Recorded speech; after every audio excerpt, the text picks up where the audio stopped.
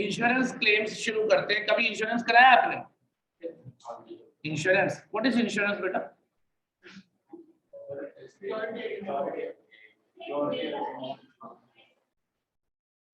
Safety against, okay. कुछ और? Insurance, हाँ बोलो अरे भूल के बोलो बस। चलिए कोई बात नहीं, जितना बोला बहुत अच्छी बात है। इंश्योरेंस क्या होता है, ध्यान से सुनिए। Sir insurance nothing, insurance is nothing but business of risk. क्या है? आपको जिंदगी में रिस्क फील हुआ, टेंशन होगी। रिस्क होगा तो क्या होगा? टेंशन होगी नहीं होगी? और उस टेंशन को, उसी रिस्क किस बात का बेटा? रिस्क ऑफ लॉस, ठीक है ना? लॉस होने का डर है और उसी लॉस से बचने के लिए क्या कर रहे हो? इंश्योरेंस ले रहे हो, यही तो काम है। हुआ क्या? अब देखो इंश्योरेंस की अगर बात करो, रिस्क कैसा हो सकता है सर? देखो रिस्क दो तरीके का हो सकता है। पहला रिस्क किस चीज का? लाइफ का रिस्क। अरे इंश्योरेंस छोड़ो, किसका रिस्क? लाइफ का। लाइफ का रिस्क क्या है बेटा? चलो बुलावा आया है ना? अब माता या पिता किसी ने बुला लिया, काम तो खत्म अपना, ठीक है ना? तो मतलब कभी भी ऊपर से बुलावा आया तो जो डिपेंडेंट लोग हैं आपके ऊपर, उनका क्या? उनको तो आपने सपने दिखाए, है ना, और बीच में छोड़ के चल लिए आपने। मतलब आप अपने ऊपर सीरियसली मत लेना, मैं नहीं चाहता मेरा रिजल्ट थोड़ा कम हो, ठीक है? मैं मिस्टर एक्स की बात कर रहा हूँ, दिमाग में मिस्टर एक्स को रखना, ठीक है ना? तो मतलब कभी भी बुलावा आ सकता है, या कोई एग्रीमेंट करके आया साइन, है ना, ऊपर वाले से कोई एग्रीमेंट करा है, या इंश्योरेंस पॉलिसी यमराज ने दी है, ठीक है, I will not take it over, claim नहीं बनने दूंगा, है ना? यमराज ने इंश्योरेंस दिया होगा तो क्या कहेगा? क्लेम नहीं बनने दूंगा यार, तो टेंशन फ्री होके जी, ठीक है, फिर ट्रेन के आगे भी कूद जाओगे, कुछ नहीं होने वाला। सर ऐसा कुछ तो है नहीं जिंदगी में, कभी भी बुलावा आ सकता है, तो ये रिस्क ऑफ लाइफ है। और उससे एक्चुअली हम रिस्क ऑफ लाइफ का मतलब आपकी लाइफ नहीं बढ़ा देगी insurance company. Risk of life यानी जिंदगी खत्म होने के बाद जो आपके ऊपर डिपेंडेंट लोग थे, उनको फाइनेंशियल लॉस जो होगा, उस लॉस से प्रोटेक्ट करने के लिए क्या होगा? Life insurance. कोई दिक्कत हो तो बताओ। मुझे लगता है ये बात काफी हद तक क्लियर होगी कि इंश्योरेंस पॉलिसी, अगर लाइफ इंश्योरेंस की बात करोगे, रिस्क ऑफ लॉस क्या है? जो डिपेंडेंट फैमिली है आपके ऊपर, उनको जो आपके जाने के बाद जो फाइनेंशियल इश्यूज आएंगे, उसको मैनेज करने के लिए इंश्योरेंस, लाइफ इंश्योरेंस होगा। That is okay. बोलो अनदर इंश्योरेंस, जो कि क्या है? तो जनरल रिस्क का मतलब क्या होता है? अदर देन लाइफ जो भी रिस्क होगा वो जनरल रिस्क होगा, ठीक है ना? अदर देन लाइफ जो भी रिस्क होगा वो कौन सा रिस्क होगा? जनरल रिस्क होगा। एग्जांपल दे सकते हैं? हाँ हाँ, व्हीकल इंश्योरेंस कराते हैं ना, vehicle insurance, health insurance, health insurance आएगा? कहाँ पे? लाइफ में नहीं आएगा, बिल्कुल नहीं। हेल्थ का मतलब आपको मेडिक्लेम मिलेगा, ठीक है ना, याद रखना। तो general insurance other than life insurance की बात करेगा, यानी लाइफ का खतरा नहीं है। अब से यहाँ पे एग्जांपल समझना कैसे बिजनेस ऑफ रिस्क है। भाई साहब जैन साहब ने ना, जैन साहब मेरे फेवरेट टॉपिक है वैसे तो, एग्जांपल के लिए जैन साहब ने गलती से सीए बन गए, अभी फिलहाल गलती से बन सकता है, अभी डिग्री नहीं, ये एग्जाम तो दिया नहीं है, तो गलती से सीए बन गए जैन साहब। हुआ क्या? इनका एक ड्रीम था, क्या? मुझे कार खरीदनी। तो और भी अपने पैसों की, मम्मी पापा के पैसों के नहीं, अपने पैसों से कार खरीदनी। अब जैन साहब ने व्हाटएवर कार, उनकी अपनी ड्रीम होगी, मुझे क्या उसमें बीच में, कि मैं किसी के दूसरे सपनों में नहीं घुसता, ठीक है, उनकी सपने, ठीक है, समझो ध्यान से। जैन साहब ने सीए बनने के बाद अपनी फर्म डाली, 1 साल तक दबा के चूना लगाया लोगों को और खूब पैसे कमाए। गवर्नमेंट को लगाया तो भी जीएसटी वाले केस में जाएगा, कोई नहीं बेटा, किसी को भी लगाया, चूना लगाया, खूब पैसे इकट्ठा किए, ऑन रिकॉर्ड बोल रहा नालायक कि हाँ मैं चूना ही लगाऊंगा, ठीक है,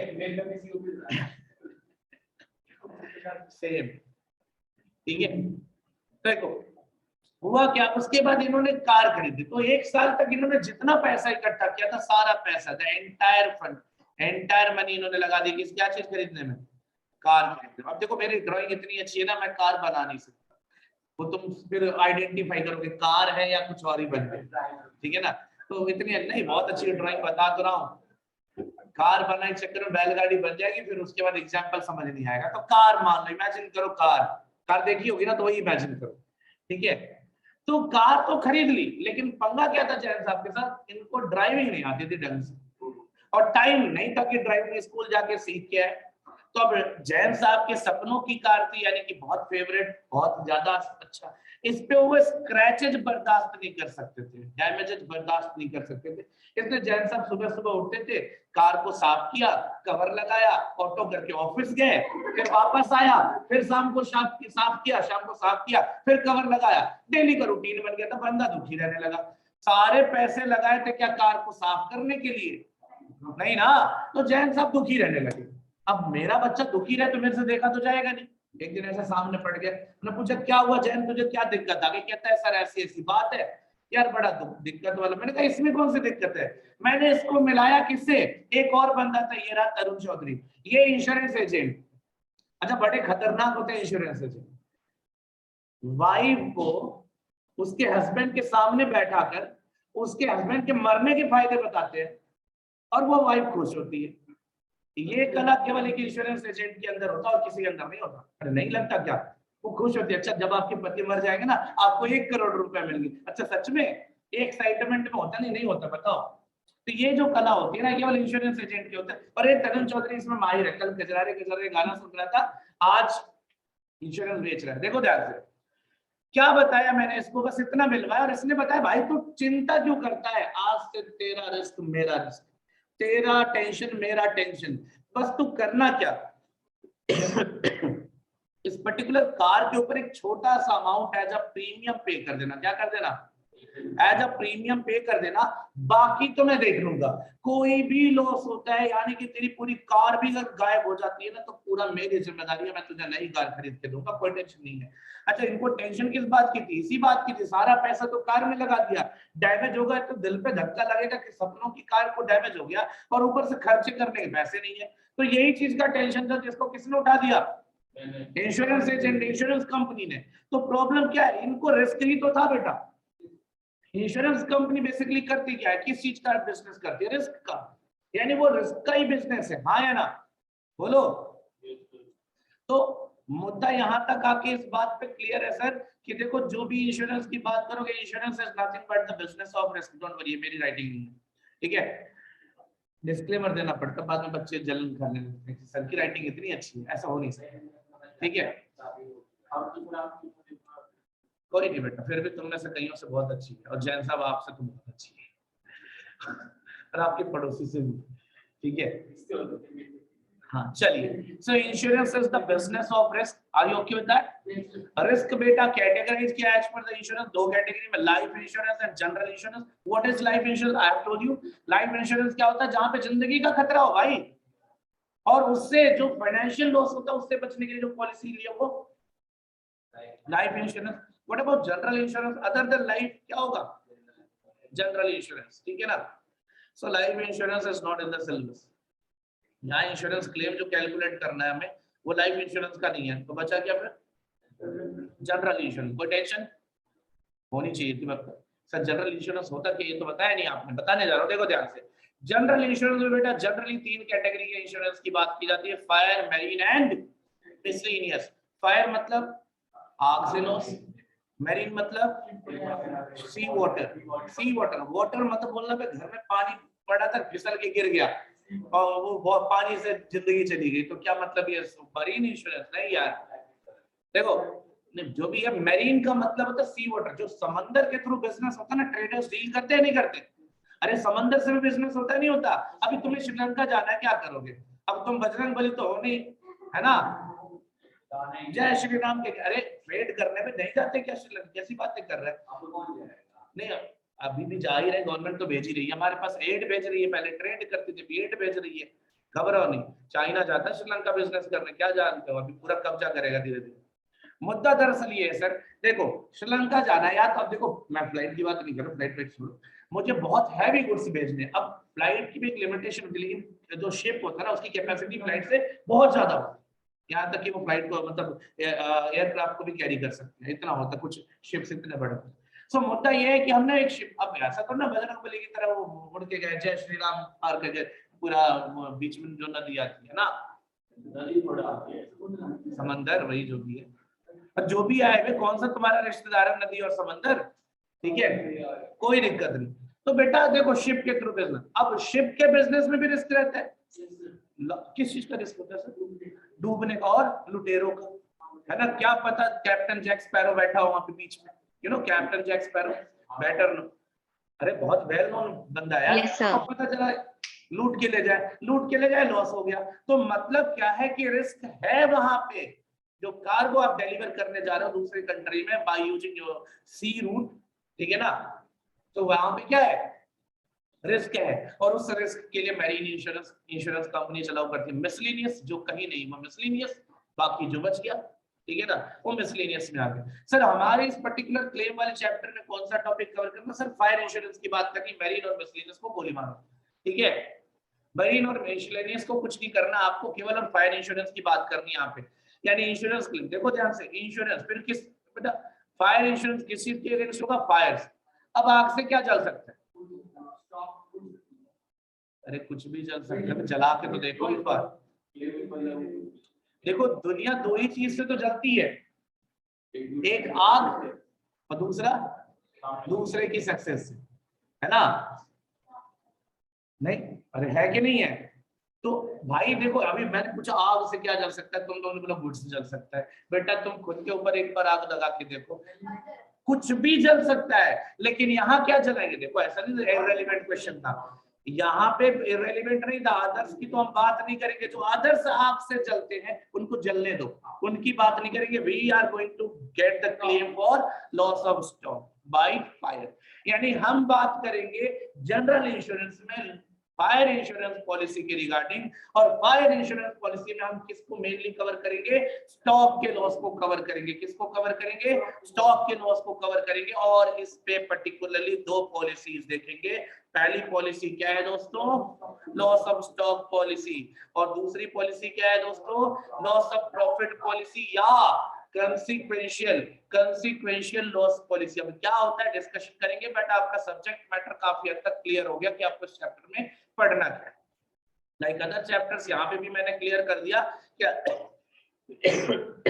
आपको चैप्टर में क्या कवर अप करना है। मुझे लगता है इतनी बातें क्लियर होनी चाहिए। बोलो बेटा, सही है क्या?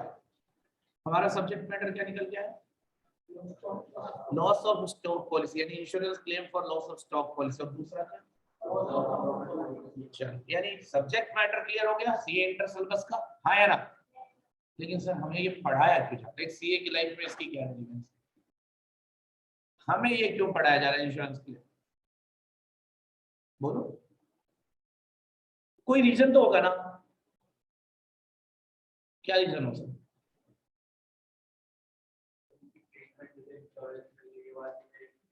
देखो बेटा, कभी आपने जिंदगी में इंश्योरेंस क्लेम किया है? देखा है? देखा तो चलो इतना तो पता होगा कैसे होता क्लेम। पहले हम क्लेम लॉन्च करते हैं।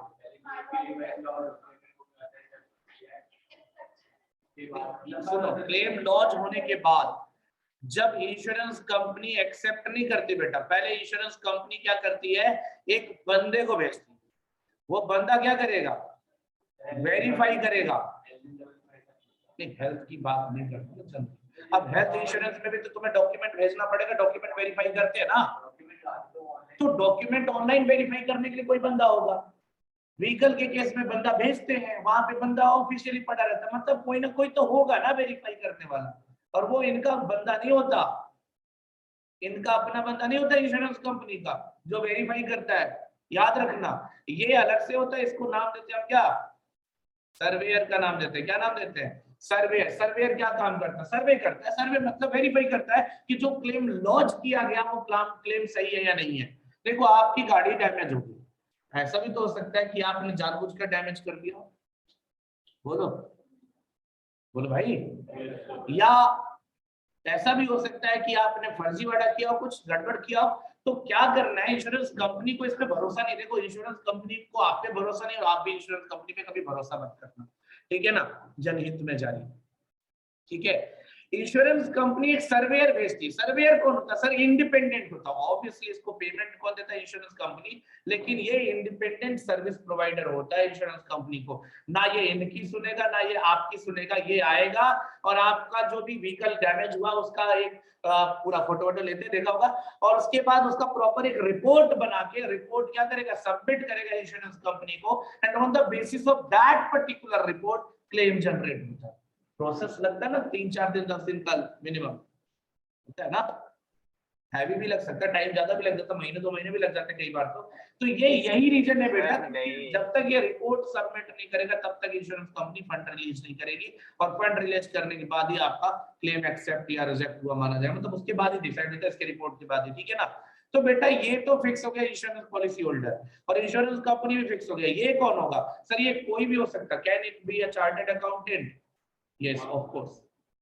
पेमेंट मिले तो फिर कुछ भी करो ना, क्या दिक्कत है? इलीगल काम करना। तो ये चार्टर्ड अकाउंटेंट भी हो सकता है, कोई भी सर्विस प्रोवाइडर हो सकता है यार। अब खुद करे ना करे अपने बिहाफ पे किसी और से करवा लेगा, लेकिन कॉन्ट्रैक्ट तो ले सकता है इस काम को करने का। तो ये चीजें होती है। यानी कल को कोई भी इंश्योरेंस कंपनी आपको बोलेगी जाओ यार इसका सर्वे करके आओ, देखो ये सही है नहीं है, पैसे चाहिए तुम्हें। ऑडिट में ऑडिट जैसे ही काम तो होगा, चेक तो करके वेरीफाई करके रिपोर्ट बना के तो देना है। तो यही चीज है बेटा, इसीलिए तुम्हें पढ़ाया जा रहा है और कोई रीजन नहीं है, ठीक है ना। हर एक प्रोफेशनल को इसी रीजन से पढ़ाया जा सकता है जाता है कि तुम्हें सर्वेयर का रोल प्ले करना पड़ेगा। तो आपको बेसिकली क्या करना है? इंश्योरेंस क्लेम का एक रिपोर्ट बना के इंश्योरेंस कंपनी को सबमिट करना है। कौन से इंश्योरेंस क्लेम का सर? दोनों में से कोई भी। कैसे बनेगा वही तो सीखना पूरे चैप्टर, ठीक है सर? बोलो। लॉस ऑफ स्टॉक पॉलिसी में क्या है? कितने का स्टॉक जल गया, बस इतनी बात करनी। पहला पॉलिसी शुरू करूंगा सर, लॉस ऑफ प्रॉफिट के बारे में आज कुछ बताऊंगा ही नहीं, टेंशन फ्री रहो। लॉस ऑफ स्टॉक पॉलिसी में क्या होगा sir? Loss of stock policy में हमें ये देखना है कि हमारा कितने का स्टॉक जिस दिन आग लगा वो जल गया है। वो स्टॉक कहाँ रहता है सर? नहीं, तो गोडाउन में है ना। आग लगी, गोडाउन में जितने का स्टॉक था जल गया। कौन से दिन? जिस दिन आग लगी। और फाइनेंशियल स्टेटमेंट में स्टॉक कहाँ दिखता है? ट्रेडिंग अकाउंट में। बिल्कुल सही बात कह रहे हैं, ट्रेडिंग अकाउंट में। तो ट्रेडिंग अकाउंट में तो पता होता है ना कि स्टॉक कितना होगा। तो ऐसा नहीं होगा कि हम जिस दिन आग लगी अगर उस दिन तक का ट्रेडिंग अकाउंट बनाए और बैलेंसिंग फिगर में क्लोजिंग स्टॉक निकाल ले, then we will get that कि कितने का स्टॉक एट रिस्क था, नहीं पता चलेगा। भाई आज आग लग जाए तो आज गोडाउन में कितने का स्टॉक है, इसको पता करने के लिए क्या करना चाहिए? अब आग से तो जल गया सारा स्टॉक, गोडाउन में मिलेगा क्या? उसकी डेड बॉडी, मतलब राख, ठीक है ना। क्या मिलेगा? राख मिलेगी। अब राख के हिसाब से तो तुम वैल्यू नहीं निकाल सकते ना कितने का स्टॉक था, कि तौल लेते हैं 5 किलो राख है तो इसके हिसाब से वैल्यू निकाल लेते, नहीं ना यार। क्या करेंगे? ट्रेडिंग अकाउंट बनाओ। पिछले साल भी बना था, इस साल आग लगने की डेट तक का ट्रेडिंग अकाउंट बनाओ, क्योंकि ट्रेडिंग अकाउंट बनाओगे तो तुम्हें पता चल जाएगा कि लॉस कितने का था, स्टॉक कितने का था। तो insurance claim for loss of stock policy देखो ध्यान से। For this we have to calculate value of closing stock। सब कुछ लिखा है बेटा, तुम टेंशन मत लो। As on the date of, जिस दिन आग लगी उस दिन कितने का क्लोजिंग स्टॉक हमारे गोडाउन में था जो रिस्क पे था, वो हमें पहले कैलकुलेट करना है ना। बोलो। Closing stock as on the date of fire will be ascertained by preparing trading account। ध्यान देना, trading account from the beginning of the year till the date of fire। बात तो सीधी सी है, साल शुरू से लेकर जिस दिन तक आग लगी उस दिन तक का ट्रेडिंग अकाउंट बनाओगे, तभी तो तुम्हें उस दिन का क्लोजिंग स्टॉक मिलेगा। ये भी क्लियर हो गया? बोलो। Next point, finally we will prepare a statement which shows the actual loss of stock by fire that we can claim from insurance company। तो भाई साहब at the end of the question हम क्या करेंगे? बोलो। अरे ये सब तो हमने फाइंड आउट किया ना, अब एक्चुअल लॉस कैसे हुआ उसका एक स्टेटमेंट बना के सबमिट करेंगे ताकि क्लेम मिल सके, हाँ या ना? तो लेकिन सर एक बात बताओ, क्या जितने का गोडाउन में स्टॉक रहा होगा क्या जरूरी है सारा का सारा जल जाए? नहीं ना, ऐसा भी कई बार होता है बच जाए, रिस्क पे तो था। बोलो भाई, अगर किसी गाड़ी का एक्सीडेंट हुआ तो जरूरी है जितने लोग बैठे थे सारे निकलने मतलब डेथ हो जाए, कुछ डैमेज्ड कंडीशन में भी तो मिल सकते हैं। देखो शब्द ऐसे क्यों यूज कर रहा हूँ, क्योंकि स्टॉक से कोरिलेट करना तो डैमेज्ड कंडीशन की यूज करना है। ठीक है ना। कुछ को हम बचा सकते हैं, हाँ या ना, खिड़की से बाहर फेंक दिया एक, है ना, अपने तो नहीं बच पाए, कम से कम जिसको बचा पाए बचा लिया, अच्छा काम किया ना, खिड़की से बाहर फेंक दिया उसको, बच गया एक सेफ एकदम, कुछ नहीं हुआ उसको, हल्की सी खरोच फंसाई थी, 2 रुपए की दवा में ठीक हो गया, और अपने टांग थोड़े हॉस्पिटल में पड़े हुए, ठीक तो अभी भी है, डैमेज कंडीशन में, एक एकदम फेयर कंडीशन में बच गया, एक डैमेज कंडीशन में बच गया, और एक बगल में गया वो आत्मा परमात्मा के पास। तो मुद्दा सर एकदम क्लियर है यहाँ पे। ऐसा भी हो सकता है, देखो मैंने ये नहीं बोला कि तुम्हारा जितने का stock closing stock at the end of the sorry as on the date of fire आएगा वो पूरे का क्लेम मिलेगा, सर वो तो आपका क्लोजिंग स्टॉक था, एक्चुअल लॉस ऑफ स्टॉक वो नहीं होगा, हो सकता है कुछ बचा लिया हो। तो जब कभी भी आपने कोई स्टॉक बचा लिया है तो आपका क्लेम अमाउंट प्रोपोर्शनेटली कम हो जाएगा या नहीं होगा। एग्जाम्पल के तौर पे गोडाउन में 1.5 लाख का स्टॉक था, 50,000 आपने जलने से बचा दिए तो लॉस कितने का हुआ, 1 लाख का, ठीक है ना। तो क्लेम मैक्सिमम कितना मिल सकता है, 1 लाख का, तो एक्चुअल लॉस तो 1 लाख हुआ ना मेरे भाई। क्या किया आपने 1 लाख तक जाने के लिए, जो गुड्स बचा लिया था उसको क्या कर दिया, माइनस कर दिया। ये प्रोसीजर समझा रहा हूँ, अभी क्वेश्चन के साथ बहुत अच्छे से समझ में आएगा, अभी केवल थ्योरेटिकल प्रोसीजर समझा रहा हूँ, ठीक है ना। और फाइनली एक और थ्योरी यहाँ पे क्या है, application of what is average clause बेटा। एवरेज क्या होता है ना, तेरा ना, इंश्योरेंस कंपनी चाहेगी ज्यादा से ज्यादा क्लेम देना पड़े, है ना, ऐसा कभी नहीं होता यार, कम से कम क्लेम देना चाहेगी, और क्लाइंट क्या चाहेगा, ज्यादा से ज्यादा क्लेम बन जाए यार, उतना ही फायदा है। अब इससे क्या करेंगे बचने के लिए बेटा, देखो एवरेज क्लॉज नहीं बेटा, ऐसे में क्या होगा ना, व्हेनेवर, देखो ध्यान से, एवरेज क्लॉज के बारे में तो मैं क्वेश्चन के साथ भी समझाऊंगा। ये एवरेज क्लॉज वही अप्लाई होगा जहां पे आपने कम की पॉलिसी ली है। एग्जांपल के तौर पे अगर आपका लॉस, अभी आपने क्या बोला, लॉस कितने का हुआ है, 1 लाख, तो भाई साहब कम से कम 1 लाख की पॉलिसी तो होनी चाहिए थी ना, नहीं यार, कम से कम 1.5 लाख की पॉलिसी होनी चाहिए थी, क्योंकि रिस्क कितना था, 1.5 लाख।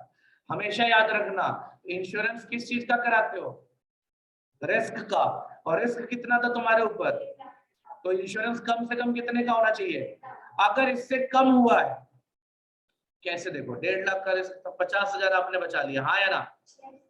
और एग्जाम्पल के तौर पे मानकर चलो कि आपने पॉलिसी ली है कितने की, 1,20,000, तो आप तो कहोगे सर देखो प्रॉब्लम क्या है ना, 1,20,000, प्रॉब्लम यही फंसेगा जो आपको कह रहा हूं। इन दोनों में अनइंश्योर्ड कितना है बेटा, अनइंश्योर्ड कितना है, ठीक है ना, बोलो बेटा। अब ये जो 50,000 का गुड्स आपने बचाया है, इंश्योरेंस कंपनी कहती है ये वो वाला बचा लिया जिसका आपने इंश्योरेंस करा रखा था, तो मेरे से क्लेम ले लो कितने का, 70 ना,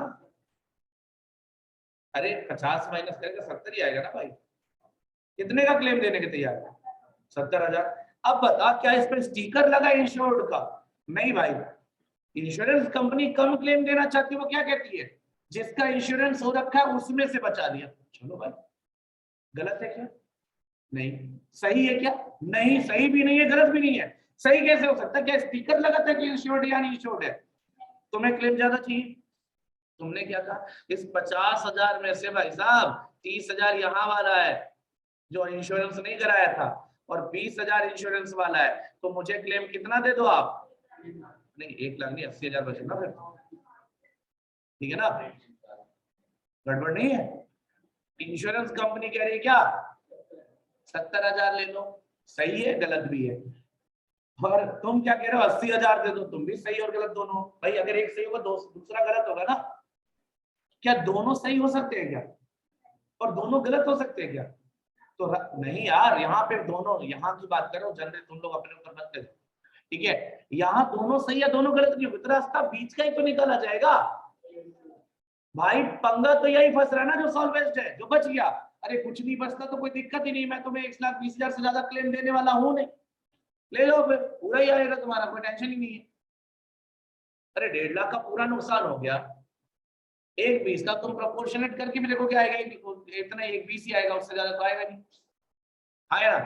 तो मतलब आप सीधी बात समझो ना कि अगर ये बच गया है गुड्स तो ये कौन सी कैटेगरी में डील किया जाए, यही पंगा फंस जाएगा। अब तुम्हें चाहिए ज्यादा क्लेम, इंश्योरेंस कंपनी को चाहिए कम क्लेम, कम देना पड़ेगा उसको, उसका मनी घर तक कम देने का। भाई अपना फायदा हर कोई सोचता है, इंश्योरेंस कंपनी भी सोच रही है, तो किसकी बात मैं मानूं? बीइंग अ सर्वेयर मैंने क्या बोला, आई एम द इंडिपेंडेंट, मैं किसी की बात नहीं सुनूंगा। मैंने कहा ना तेरा ना मेरा, बीच का रास्ता निकालते हैं। तो इंश्योरेंस नॉर्म्स में इसका जुगाड़ दे दिया गया एवरेज क्लॉज नाम से। एवरेज क्लॉज नाम से क्या जुगाड़ दिया गया? It is a mode of calculating proportionate amount of claim when policy amount, that amount you have insured for, है ना, is below the actual value of closing stock. Actual value of closing stock means sum insurable, जितनी की policy लेनी चाहिए थी वो closing stock के बराबर, क्योंकि रिस्क उतना ही था, आपने उससे कम लिया है तो क्या हो जाएगा? एवरेज क्लॉज लगाएंगे और क्या करेंगे हम? प्रोपोर्शनेट अमाउंट ऑफ क्लेम निकालेंगे। उसके लिए तुम्हें टेंशन नहीं लेनी, एवरेज क्लॉज का फॉर्मूला लिख रखा, देखो फॉर्मूला नहीं प्रोपोर्शन है ये। तुमने लेना था 1,50,000 का पॉलिसी, तुमने लिया 1,20,000 का, मल्टीप्लाई कर दो उसी रेशियो में एक्चुअल लॉस का, आ जाएगा proportionate claim. So this is the theoretical portion for loss of stock, जो आपको नोट डाउन भी करना है। So बेटा स्क्रीनशॉट एक बार ग्रुप में भेजना है आपको, ठीक है? I am just managing the screen, देखो ध्यान से, जल्दी करो।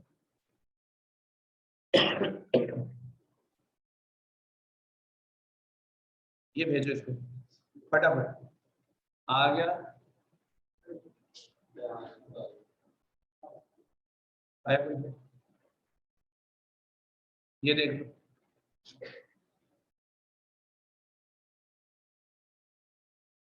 ठीक है? ये थ्योरेटिकल पोर्शन है पूरा, एंड देन फाइनली इसको एक पेज पे कर देता हूँ। ये types of basic problem, types of practical problem जो मैंने हर चैप्टर में बताया आपको, या भी बता रहा हूँ, इतनी category loss of stock policy में हमें कवर करनी है। मॉड्यूल में ये सारी चीजें कवर नहीं है। ये जो 4 पॉइंट्स लिखे हैं इसमें से जो तीसरा पॉइंट है वो मॉड्यूल में आपके नहीं है, ना तो आपके इस बुक में है जो आपको प्रोवाइड की गई है, इसको मैं अलग से डील करूंगा। और मिसलेनियस वाले प्रॉब्लम्स वो मेरे अपने प्रॉब्लम है, मॉडिफाइड प्रॉब्लम्स होंगे उनको मैं कराऊंगा। पहला और दूसरा टॉपिक आपका मॉड्यूल में और आपको जो बुक दी गई है उसमें कवर है, ठीक है बेटा? क्लियर है इतना? पक्का? बेटा ये रहा इसका सबसे पहला क्वेश्चन, ऑन एन एवरेज 10 से 12 नंबर कवर होता है, ठीक है? तो यही रोकता हूँ, ठीक है ना? Will get back to you soon. 15 minute बीच में गैप लेंगे हम, फिर उसके बाद शुरू करेंगे, ठीक है?